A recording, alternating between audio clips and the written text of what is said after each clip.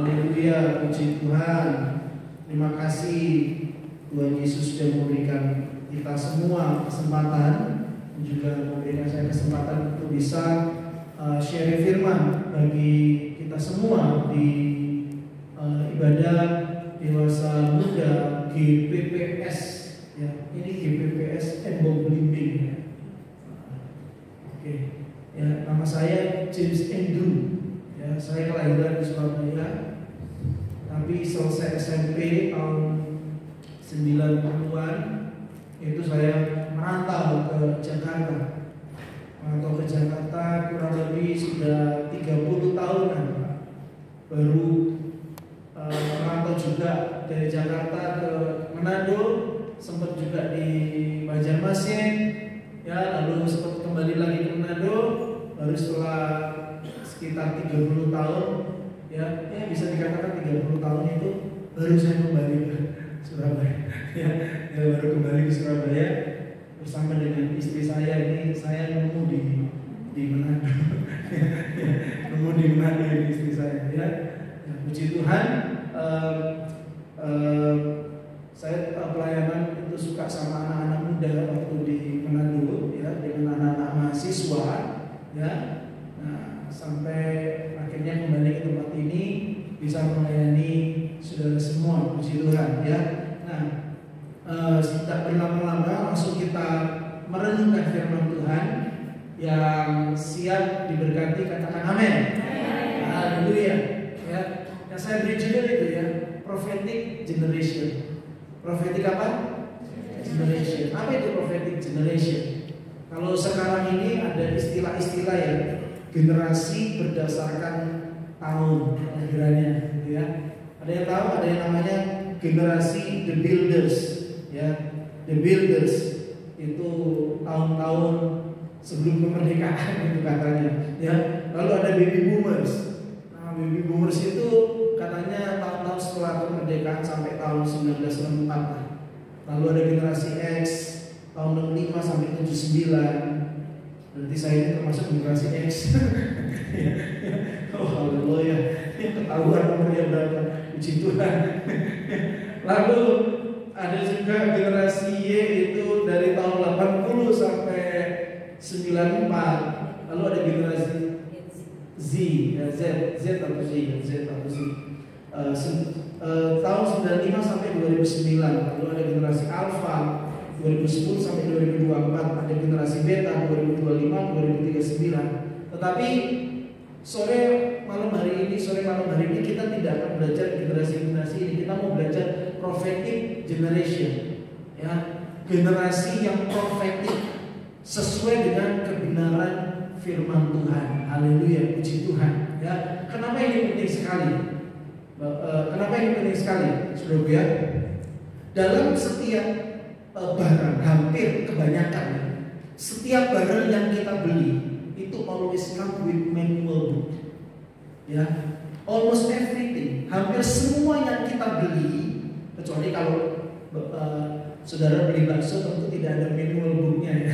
Tapi kalau Anda beli mobil, Anda beli handphone, gitu ya, bisa lanjut, ya. Nah ini ya, itu semua barang-barang yang kita beli, microwave, kulkas, TV, ya, it always comes with manual book.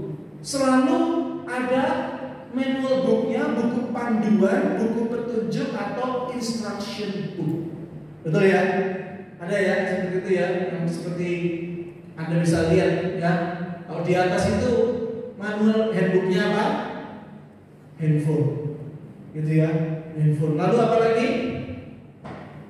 Bisa kelihatan ya? Bisa. Yang tengah kiri itu apa? Handbooknya apa? Mobil. Ada lambang Toyota itu. itu mobil, ya kan? Ada ya? Kalau kan ada ya, petunjuk penggunaan, ya kan? Petunjuk pemakai bagi pemilik mobil, gitu ya. Kalau Daihatsu ya dari Daihatsu, gitu ya. Lalu yang sebelah kanan itu gambar apa itu? Microwave, gitu ya. Nah itu selalu ada manual booknya juga, ada buku petunjuknya juga. Nah yang bawah itu apa? Yang paling bawah apa? Alkitab Bible.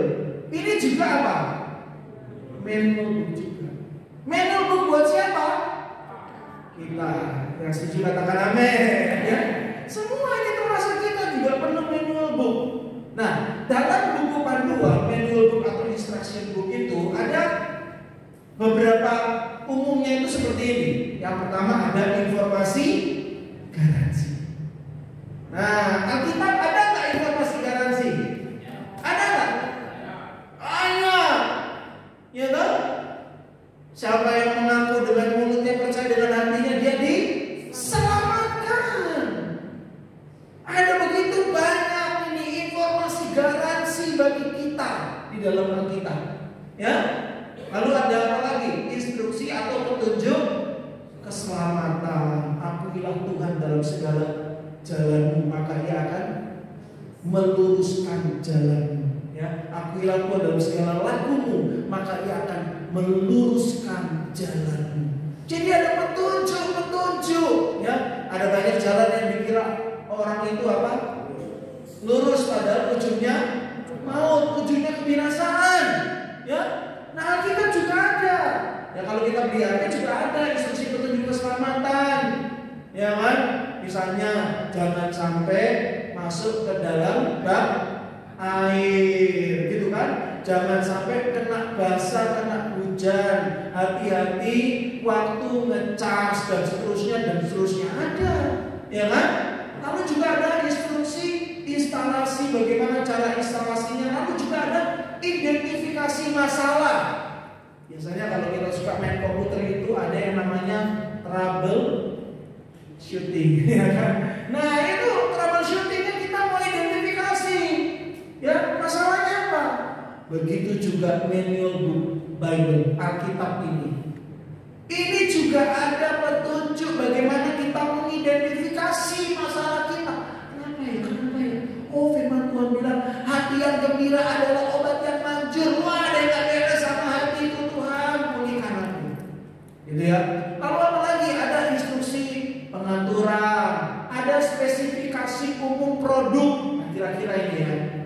Alkitab itu ada nggak spesifikasi informasi, spesifikasi umum produk? Ada nggak?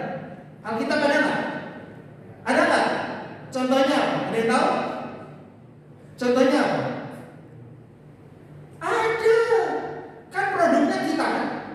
Informasinya apa? Spesifikasi umum produk, yaitu saudara dan saya. Kita diciptakan serupa dan segambar dengan Allah. Iya kan? Ya kan? Kalau HP itu misalnya HP saya ini jadul ya. Begitu melihat tentang produk keluar ya. Apa ini yang produksinya HP ini, serinya apa? Begitu juga saudara dan saya. Ya, spesifikasi umum produknya juga ada. Oh, kita ini serupa dan segambar dengan Allah.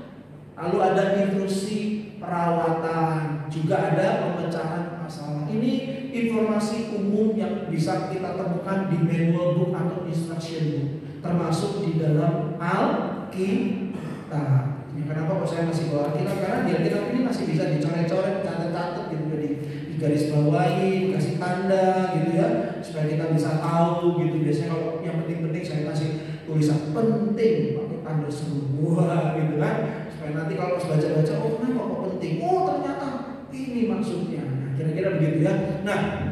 Nah kalau kita ini jadi generasi yang profetik ya, kita itu hidup melekat dengan firman Tuhan. Bagaimana caranya? Ku terhubung denganmu. Lalu apa? Selalu melekat di hatimu.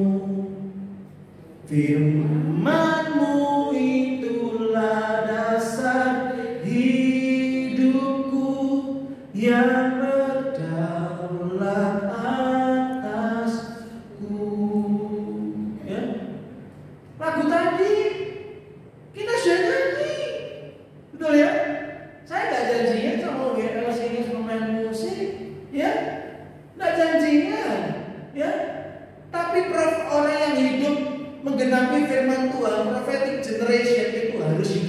melekat dengan Tuhan, melekat dengan firman kebenarannya. Yang setuju katakan amin.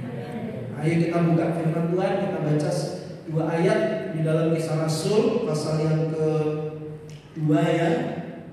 Ayat 17 dan ayat yang ke-18. Kisah Rasul 2 ayat 17 sampai 18. Ya. Dikatakan apa? Nah, kelihatan ya, aduh minta maaf ya. Saya sudah setting tapi ya, tidak apa-apa ya. Kan punya apa itu aplikasi Alkitab di HP ya. Dikatakan Kisah Rasul 2 ayat 17 sampai 18. 2 kita baca sama-sama. 2, 3 akan terjadi pada hari-hari terakhir. Demikianlah firman Allah, bahwa aku akan mencurahkan Rohku ke atas semua manusia, maka anak-anakmu laki-laki dan perempuan akan bernubuat, dan teruna-terunamu akan mendapat penglihatan-penglihatan, dan orang-orangmu yang tua akan mendapat mimpi. Yang percaya katakan amin. Ya, nah ini janji Tuhan. Ya, ini loh maksudnya. Pada hari-hari terakhir, on the last days, pada hari-hari terakhir, ini generasi terakhir. Nah ini yang disebut dengan prophetic generation. Kita, saudara dan saya, harus menjadi prophetic generation. Yang percaya katakan amin. Sebab kalau kita itu nggak tahu manual booknya, kalau kita nggak tahu instruction booknya, maka ya kita nggak tahu ya ngecasnya gimana, troubleshootingnya bagaimana, perawatannya bagaimana. Kalau seandainya mobil kapan perawatannya, sampai kilometer berapa, kita pakai terus nggak pernah dirawat, nggak pernah ganti oli, akhirnya jebol dan akhirnya apa? Turun mesin. Seperti itu, ya. Begitu juga dengan kehidupan kita.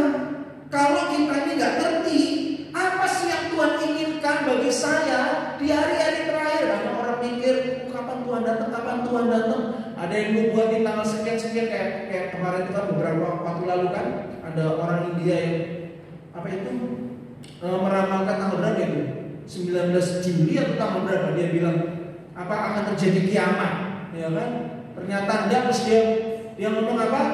Diundur, delay gitu kan. Nah ini banyak orang yang mikir yang aneh-aneh. Ya, apa yang harus saya lakukan? Kita harus gimana? Nah saya pengen ajak kita semua, ayo kita ini masuk dalam rencana Tuhan. Kita mau selaras. Kan kita suka nyanyi senada dengan surga. Gimana caranya selaras dengan surga? Ya ini yang Tuhan mau lakukan. Pada hari-hari terakhir Tuhan berkata, aku akan mencurahkan Rohku ke atas semua manusia. Semua manusia. Haleluya, puji Tuhan. Ya, kalau kita nggak ngikuti apa yang Tuhan mau, pantas dalam hidup kita itu kita nggak puas, kita nggak tenang, ya. Atau kita ini nggak maksimal. Saya kasih contoh waktu saya pelayanan di Sulawesi, ya, ada seorang ibu yang anaknya itu kasih handphone canggih, handphone terbaru. Tapi oleh si ibu ini hanya dipakai untuk SMS dan telepon. Padahal HP ini sangat canggih sekali, ya. Bisa buat edit foto, bisa buat edit video, bisa buat Instagraman, bisa buat TikTokan. Tapi ibu ini nggak tahu apa-apa tentang Facebook, dia nggak tahu. HP-nya bagus, HP-nya mahal, HP-nya canggih keluaran terakhir, tetapi dia cuma bisa buat SMS dan juga apa? Telepon. Artinya apa?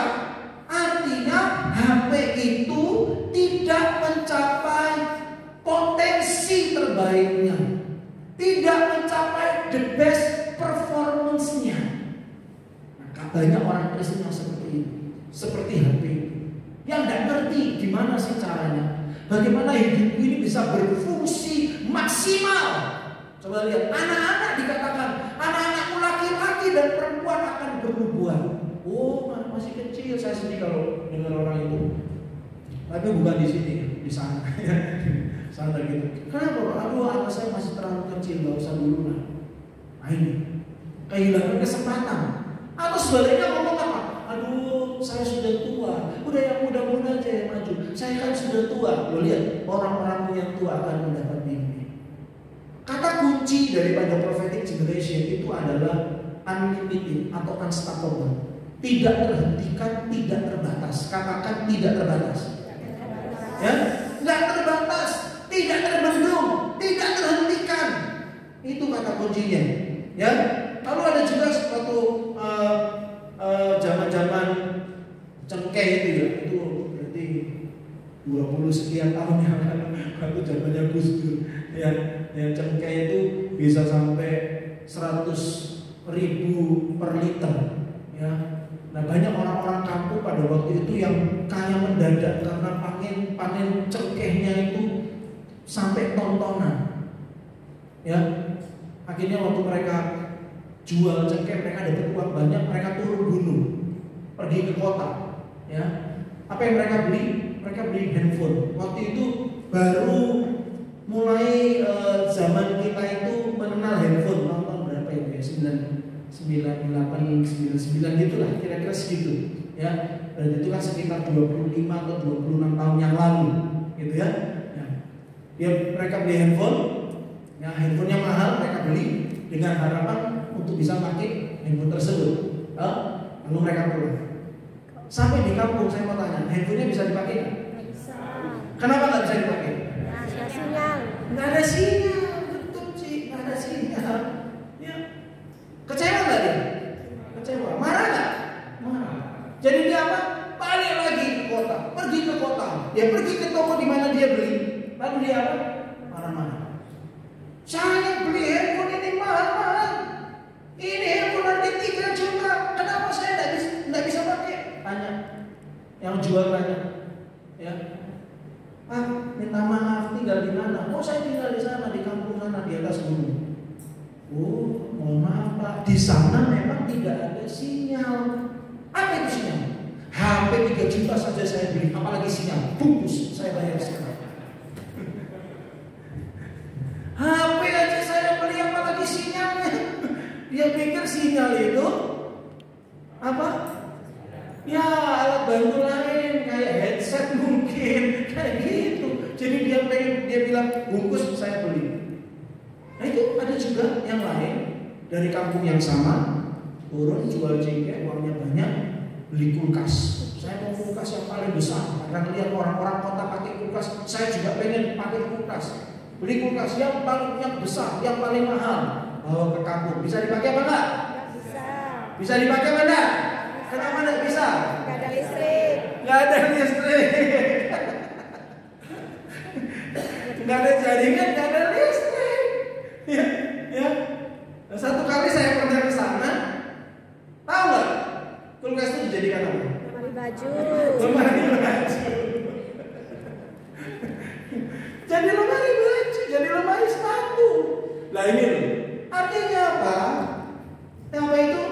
Tidak memahami keadaan dirinya sendiri, apa yang salah, ya, atau nggak ngerti, ya, gimana sih seharusnya hidup kita ini berfungsi itu seperti apa? Nah itu. Nah, oleh sebab itu kita perlu manual book. Amin. Kita perlu melekat dengan Tuhan. Tuhan mau di akhir zaman ini kita menjadi prophetic generation. Nah, kapan hari-hari yang terakhir? Kita lihat dulu kapan hari-hari terakhir. Dalam Ibrani 1 ayat 1 dikatakan setelah pada zaman dahulu. Ya. Ibrani 1 ayat 1, setelah pada zaman dahulu Allah berulang kali dan dalam berbagai cara berbicara kepada nenek moyang kita dengan perantara nabi-nabi. Ibrani 1 ayat 2 katakan, maka pada zaman akhir ini. Dikatakan apa ayat 2? Maka pada zaman akhir ini. Jadi last day itu kapan? Mulai sejak kedatangan Tuhan Yesus di Bethlehem. Itu sudah hari-hari terakhir sampai sekarang. Jadi kita ini termasuk yang hidup di zaman hari-hari terakhir. Lalu lihat 1 Petrus 1 ayat 20. 1 Petrus 1 ayat 20. Kenapa mungkin ada yang tanya kenapa kok gambarnya pasti sudah tahu ya gambarnya siapa? Daud melawan Goliat. Kenapa kok saya kasih gambarnya Daud? Karena Daud ini orang yang hidup di perjanjian lama, ya, tetapi dia hidup dengan apa ini pewahyuan perjanjian baru. Itu dong. Dia orang perjanjian lama, tapi dia hidup dalam pewahyuan perjanjian baru. Itu sih dong. Hidupnya itu sangat profetik banget.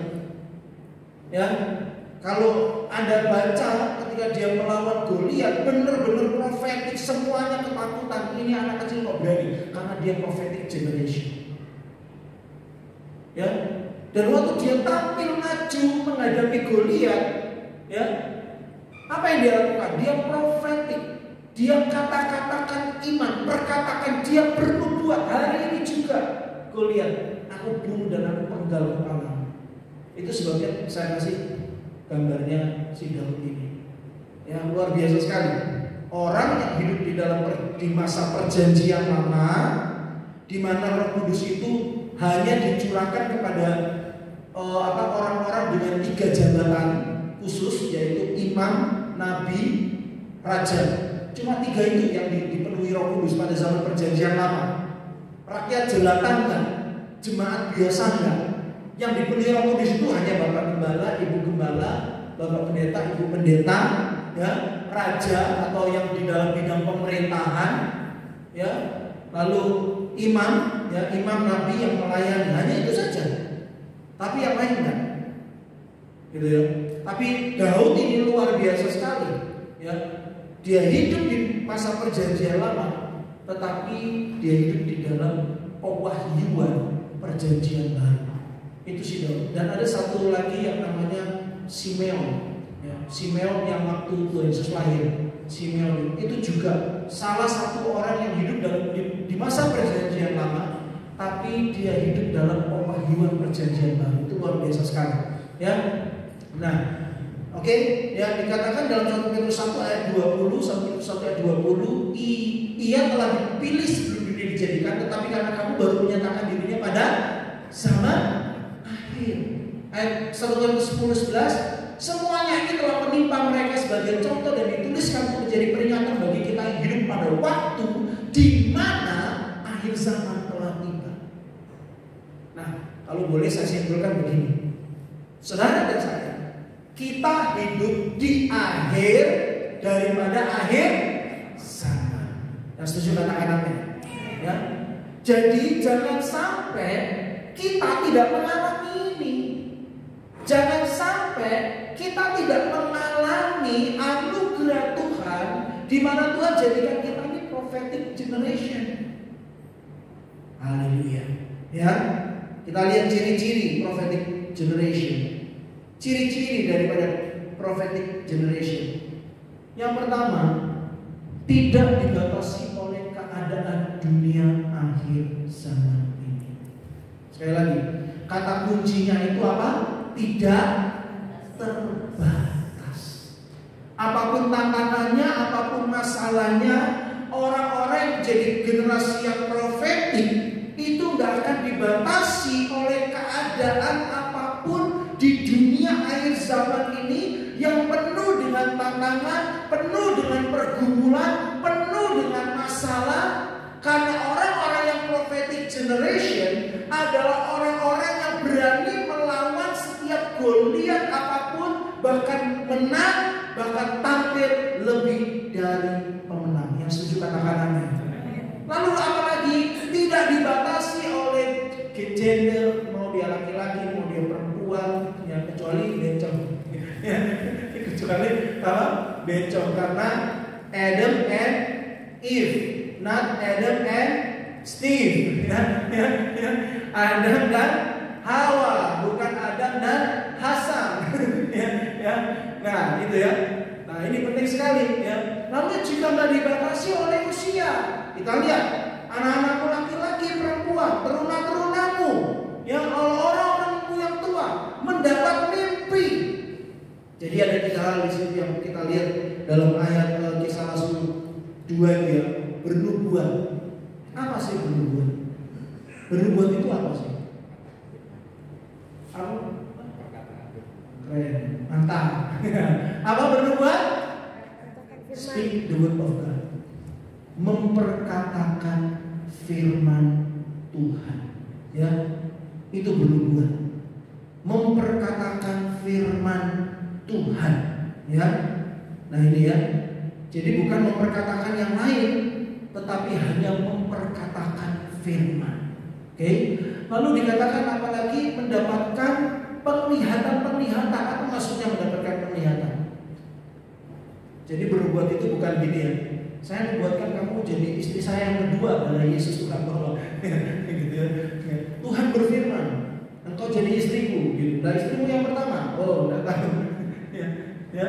Nah itu bukan berbuat yang seperti itu, tetapi memperkatakan firman, speak the word, ya, over dry bones, ya, seperti Yeskiel itu dia melihat tulang-tulang kering, dia melihat apa? Gak ada pengharapan, dia melihat kematian, tapi dia speak the word of God, dia memperkatakan firman.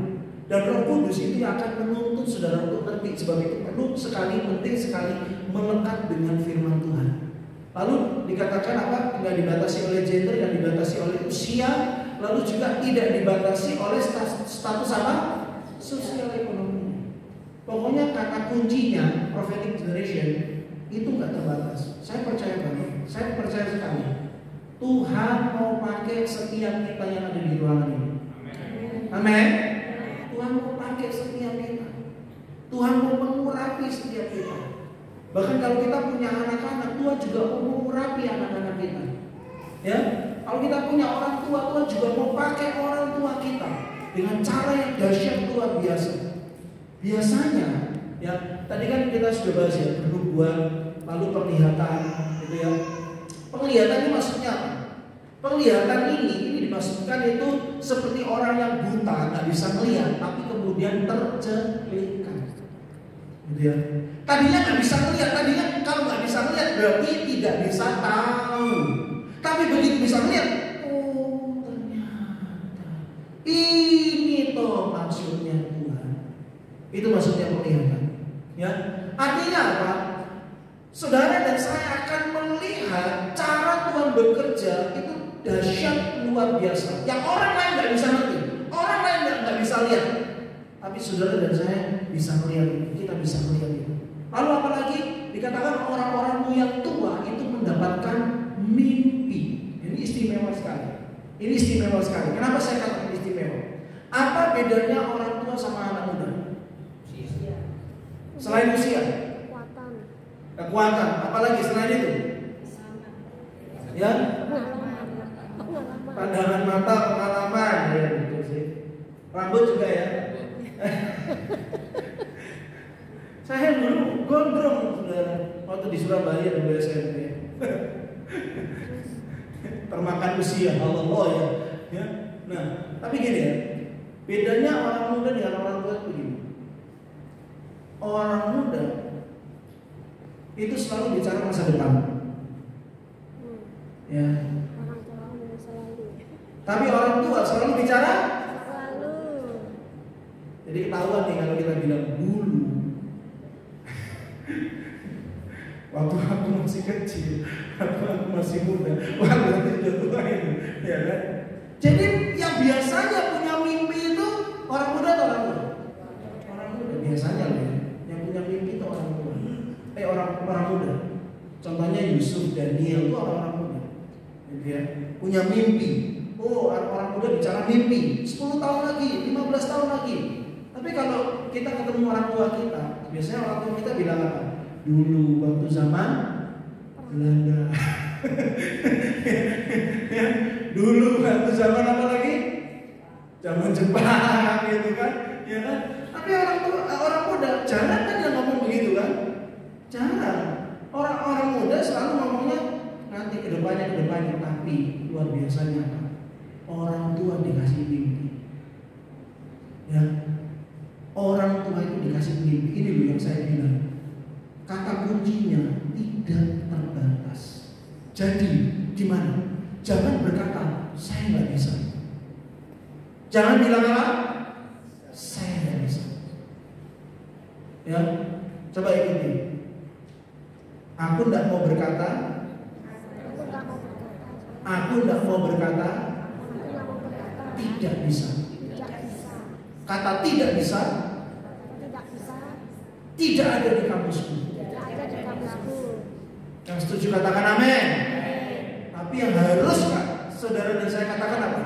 Tuhan, kalau Tuhan berkehendak, aku pasti bisa. Kalau Tuhan mau, aku pasti bisa. Nah itu, ya. Orang tua kalau dikasih mimpi itu buat apa sih? Orang tua kalau dikasih mimpi itu buat apa? Tadi Tuhan bilang, orang-orangmu yang aku akan berada di mimpi. Ya ternyata saya ini termasuk orang tua. Ya. Karena berapa kali Tuhan itu bicara itu lewat mimpi. Nanti kapan-kapan saya share itu. Ya, berapa kali? Ya. Kalau Tuhan berkenan kita jadi teman yang baik, saudara yang baik, nanti kita sharing-sharing. Ya, gimana Tuhan itu berapa kali itu bicara lewat mimpi, Ya, bahkan berapa kali itu Tuhan bicara firman itu lewat mimpi. Begitu saya bangun, langsung, oh ya tadi Tuhan ngomong apa ya di mimpi? Sampai ayat ini, wah, ini maksudnya Tuhan. Itu disingkatkannya itu waktu mimpi. Pernah tahu nggak bahwa ada Spirit of Python? Pernah tahu nggak? Pernah nggak dengar pendeta khotbah Spirit of Python? Apa itu Spirit of Python? Roh ular piton. Ternyata dalam Alkitab itu ada. Ada. Nanti kapan-kapan ya, kapan-kapan kalau Tuhan berkenan, ya saya mau share itu tentang Spirit of Python. Seumur-umur saya dapat itu lewat mimpi Tuhan yang tahu. Gitu ya. Tapi saya percaya sekali lagi ya, Tuhan mau pakai kita semua. Tuhan mau berbicara. Ada Tuhan itu bukan gak berbicara ya.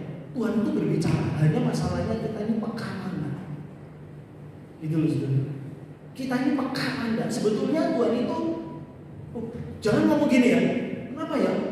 Tuhan itu cuma kasih mimpi sama pendeta James.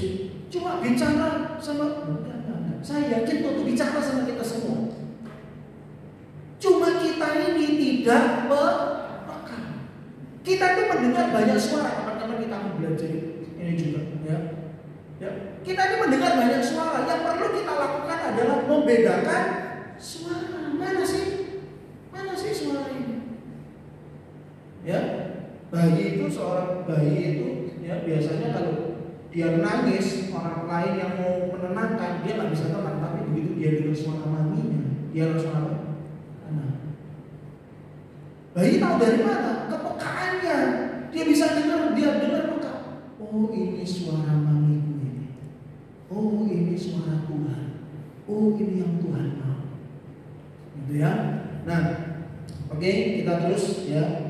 Kita sudah mau selesai ya. Kita terus. How to be a prophetic generation? Gimana bisa kita itu menjadi prophetic generation? Ya tentu receive Holy Spirit. Aku akan mencurahkan rohku ke atas semua manusia, firman Tuhan katakan. Aku akan mencurahkan rohku ke atas semua manusia. Kita baca ayatnya 2 Petrus 1 ayat 21. 2 Petrus 1 ayat 21. Sebab tidak pernah nubuat dihasilkan oleh kehendak manusia, tetapi oleh dorongan Roh Kudus. Orang-orang berbicara atas nama Allah. Ya. Dorongan Roh Kudus atau tuntunan Roh Kudus ini harus perlu kita sadari, perlu kita peka. Ya. Tapi yang sering kali saya ingin fokus kepada kata dorongan. Yang sering kali kita ini didorong dengan hawa nafsu. Kita didorong dengan kedagingan. Ya.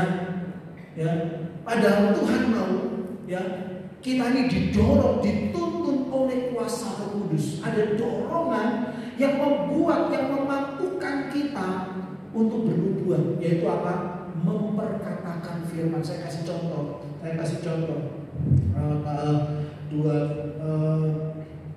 tahun yang lalu, ya bulan Agustus, ya, saya sakit kepalanya itu luar biasa, ya sakit kepala. Waktu itu masih COVID, waktu itu Surabaya ini masih kencang-kencangnya itu COVID waktu itu ya.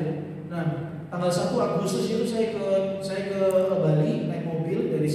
Surabaya sama mama saya, ya, sama om saya, kami bertiga naik mobil dari Surabaya ke Bali, ya. Nah, waktu itu lagi kencang-kencangnya COVID di Surabaya ini, ya. Saya waktu itu belum pindah, ya. Saya pindah ke Surabaya itu bawa istri itu bulan Oktober 2 tahun lalu, ya. Nah, Agustus itu saya jalan ke Bali, ya. Itu saya sakit tuh ciri-cirinya kayak COVID gitu, ya. Nah, istri saya ini masih di Sulawesi Utara. Waktu naik mobil, saya cuma ngomong begini sama Tuhan, Tuhan, aku jauh dari istri, masa aku sakit? Langsung sembuh, ya. Sakit tenggorokan, sakit itu langsung hilang, saat itu juga langsung hilang. Sambil nyetir mobil sana, terima kasih Tuhan, Tuhan baik. Oke. Tapi sementara itu saya sakit, selain sakit itu ya, sakit juga kepala itu seperti ditusuk-tusuk sama pisau, sakitnya luar biasa, sakit sekali, tidak enak, sakit sekali. Ya, saya telepon istri saya, nih, kepalaku ini sakit sekali. Coba periksa ke dokter, jangan-jangan kolesterol naik, jangan-jangan darah tinggi kamu. Mama saya juga begitu, kamu periksa ke dokter, jangan-jangan kamu kolesterol, jangan-jangan darah tinggi. Oke ya. Nah, karena pikiran saya harus ke dokter, saya tidak mikir berdoa minta yang ditusuk-tusuk itu sembuh. Saya cuma berdoa yang sakit, leher, sakit hidung itu pun saya doanya cuma begitu. Ya. Saya itu cuma berdoa begitu, Tuhan, aku jauh dari istri, masa aku sakit, langsung sembuh. Oke, sampai di Bali, beberapa hari di Bali pulang, karena saya setir mobil, ya, pulang dari Bali ke Surabaya, itu sakit lagi juga, sakit yang sama, tenggorokan sama ini, sama ditusuk-tusuk itu tadi. Saya lakukan hal yang sama, saya cuma ngomong begini, Tuhan, aku jauh dari istri, istriku masih di Manado Tuhan, masa aku sakit, langsung sembuh, saat itu juga hilang. Tapi yang ditusuk-tusuk itu nggak hilang. Paling enak itu kalau saya bawa tidur, saya tidur, ya bukan hilang kepalanya ya, tapi rasa sakitnya itu tidak ada. Jadi saya bisa tidur enak. Tapi bangun sakit lagi. Oke. Nah, saya waktu itu tanggal 12 kalau saya tidak salah ingat ya, 12 itu hari Jumat, 14 itu hari Minggu saya mau pelayanan. Ya, di gereja saya mau pelayanan, ada teman, ada gereja di Oakwood sana di dekat Galaxy Mall. Ya, tanggal 12-nya saya bangun seperti biasa, bangun pagi, jam 4, doa, penyembahan, doa. Ini sakit ini luar biasa. Kenapa kok yang ini saya tidak pernah doa? Karena saya berpikir menurut anjuran istri saya dan mama saya pergi ke dokter periksa. Jadi saya tidak pernah doakan itu yang sakitnya luar biasa ini. Sakitnya luar biasa. Sementara sedang menyembah, sementara sedang berdoa menyembah, tiba-tiba ada suara yang berkata, yang ini kamu tidak pernah doakan. Ya benar juga, memang tidak pernah saya doakan, karena saya mikirnya kemana? Dokter. Tapi karena suara itu jelas sekali, oke Tuhan, saya mau taat Tuhan. Saya pegang atas kepala begini, lalu saya sambil begini ya, kayak melempar gitu ya, bukan kepalanya yang dilempar ya, tapi sakitnya yang dilempar. Saya sambil begini, saya ngomong gini, dalam nama Yesus, semua sakit penyakit, sakit kepala, sakit yang tidak enak ini apapun namanya, saya sampai berpikir tumor, saya sampai berpikir begitu, jangan-jangan tumor ini sakitnya luar biasa sekali. Apapun namanya, mau tumor, mau apa, ini semua keluar, darah tinggi, kolesterol keluar, dalam nama Yesus, keluar dalam nama Yesus. Tahu nggak apa yang terjadi? Tahu apa yang terjadi? Nggak tahu. Langsung sembuh saat itu. Ketaatan itu penting ya? Penting. Wah, saya senang sekali. Oh, terima kasih Tuhan, aku sudah berminggu-minggu, udah 2 minggu ini nahan sakit yang luar biasa ini. Terima kasih Tuhan. Saya belum selesai doa kan, masih sedang doa penyembahan. Loh, tahu nggak apa yang terjadi?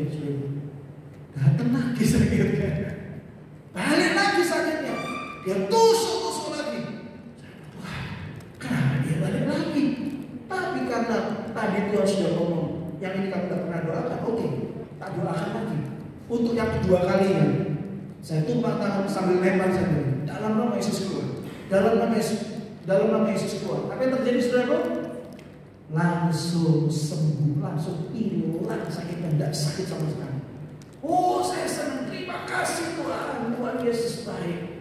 Oke, saya doa syafaat, tutup, amin. Tuhan berkati hari ini, bla bla bla bla, berkati istriku, anak-anakku, berkati keluarga ini ya, berkati Bapak Gembala, Ibu Gembala, semua saya doakan. Selesai, udah, amin. Oke, saya melanjutkan aktivitas saya. Kira-kira jam 9 sakitnya datang lagi. Datang lagi. Oh, sudah 2 kali kan saya doakan. Jadi yang ketiga kali saya langsung kurang asap ini dia. Tak tumpang kemarin. Dalam nama Yesus, semua penyakit keluar. Langsung sembuh. Untuk yang keberapa kalinya? 3 kali. Siang-siang saya mau berangkat, ada janjian sama teman. Apa yang terjadi? Datang lagi. Penyakitnya datang lagi. Ya, penyakitnya datang lagi. Dan untuk yang keempat kalinya, saya tumpang tangan. Tapi kali itu berbeda. Ya, saya tumpang tangan. Ya, saya tumpang tangan sambil saya berkata begini. Dalam nama Yesus, semua sakit penyakit, tumor, kolesterol, darah tinggi, apapun namanya, keluar dalam nama Yesus dan jangan pernah kembali lagi. Hilang nggak sakitnya? Hilang lagi. 4 kali loh. Dan sampai sekarang tidak kembali lagi. Di mana ayatnya? Ini terakhir, Markus 9. Markus 9 ayat 25. Ini loh, prophetic generation. Kita itu hidup melekat dengan firman. Prophetic generation itu tidak terbatas. Dan karya firman dan roh, karya firman dan roh itu betul-betul nyata dalam hidup kita. Kok bisa ya? Saya berdoa keluar dan jangan pernah kembali lagi, jangan pernah datang lagi. Kok bisa ya? Markus 9 ayat 25. Ketika Yesus melihat orang banyak makin datang berkerumun, ia menegur roh jahat itu dengan keras katanya, "Hai kau, roh yang menyebabkan orang menjadi bisu dan tuli, aku perintahkan engkau keluar daripada anak ini dan jangan apa? Memasukinya lagi, jangan balik lagi." Keluar. Jadi siapa yang menggerakkan saya berkata keluar dan jangan kembali lagi? Siapa yang menggerakkan? Roh Kudus. Prophetic generation itu penting sekali. Saya rindu kita semua jadi bukan apa yang kita mau, bukan apa yang orang mau, tetapi apa yang Tuhan mau, apa yang Tuhan kehendaki. Kita memiliki kepekaan akan tuntunan Tuhan di dalam kehidupan kita, sehingga apa? Kita akan tenang. Be still and know that I am God. Kita akan tenang menghadapi masalah tantangan apapun karena kita tahu bahwa Tuhan turut campur tangan dalam segala sesuatu untuk mendatangkan kebaikan di dalam hidup kita. Saudara, ini terakhir saya tutup. Saya mau pemain musik mungkin boleh bantu singers juga maju ke depan. Ya. Kalau kita menjadi prophetic generation, saudara, ya, kehidupan doa kita lain, kehidupan doa kita berbeda, kehidupan pujian penyembah kita, karena kita tahu, ya, kita bukan sekedar berdoa. Misalnya nih, kita kalau berdoa untuk anak kita, Tuhan tolong dia jauhkan dari ini, jangan dia sampai begini. Lebih dari itu, kita profetik, Tuhan, anakmu diberkati, Tuhan pakai, Tuhan berkati, Tuhan nyatakan kuasa-Mu. Ya, pujian kita itu beda, saudara. Pujian kita karena kita tahu kita sedang profetik, kita sedang bernubuat. Ya, ku terhubung denganmu, selalu mengangkat hatimu. Kita sedang bernubuat, kita sedang memperkatakan firman. Dalam Alkitab, Yesus memperkatakan firman, speak the word over dry bones. memperkatakan firman bagi tulang-tulang yang kering.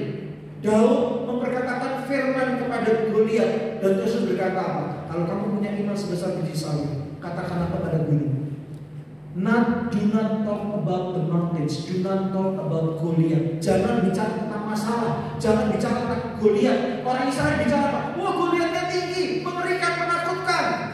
Tapi Daud, dia berbicara kepada Goliat. Hari ini kamu kubunuh, kamu kukalahkan.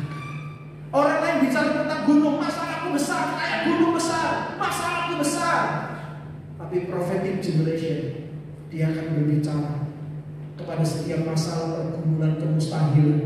Dan saya percaya, seperti tadi saya bilang, tidak terbatas.